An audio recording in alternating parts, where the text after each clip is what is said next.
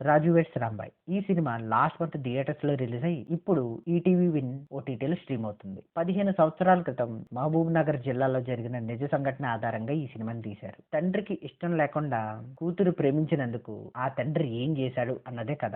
ఒక్క ముక్కలో చెప్పాలంటే ఈ సినిమా నాకు నచ్చింది. సినిమా మొదలవడమే తెలంగాణ రూరల్ బ్యాక్ డ్రాప్ ని చాలా తట్టిగ్గా చూపించారు. ఏ ఆర్టిస్ట్ మేకప్ వేసుకోలేదు, ఎక్కడ అన్నెసరీ ఆర్ట్ వర్క్ చేయలేదు. యాస్టీస్ గా రూరల్ బ్యాక్ డ్రాప్ ని అలాగే చూపించారు. ఈ బ్యాక్ డ్రాప్ లో హీరో హీరోయిన్స్ మధ్య ప్రేమను కూడా చాలా ప్రాపర్ గా ఎస్టాబ్లిష్ చేశారు. ఇంటర్వెల్ లో మనం ఊహించిన ఒక సంఘటన జరుగుతుంది. ఫస్ట్ హాఫ్ అయ్యేటప్పటికి ఒక మంచి ఫీల్ గుడ్ సినిమాని చూసాం అన్న ఫీల్ అయితే మనకు కలుగుతుంది. సెకండ్ హాఫ్ మొదలవడం మాత్రం కొంచెం డల్ గా మొదలైంది. అక్కడ నుంచి కొంచెం హై మూమెంట్, మళ్ళా dull moment, high moment, dull moment లాగా కొంచెం అక్కడక్కడ బాగున్నా ఎంతో కొంత బోర్ అయితే కొట్టింది. స్లోగా నడిచింది. బట్ ప్రీ క్లైమాక్స్ సీన్స్ చాలా బాగున్నాయి. క్లైమాక్స్ రియల్ ఇన్సిడెంట్ ని బేస్ చేసుకుని తీయడం వల్ల మనం ఎంతో కొంత ఎమోషనల్ గా డిస్టర్బ్ అవుతాం. క్షణికావేశంలో ముఖ్యంగా ఈగో హట్ అయినప్పుడు మనం చేసే పొరపాట్లు ఎలాంటి దారుణమైన పరిస్థితులకు దారి తీస్తాయి అన్నది రియల్ ఇన్సిడెంట్స్ ని బేస్ చేసుకుని చాలా బాగా చూపించారు. అందరు యాక్టర్స్ పెర్ఫార్మెన్స్ బాగుంది. హీరో ఆ అగ్రెసివ్ బిహేవియర్ గానీ, ఆ డైలాగ్ డెలివరీ గానీ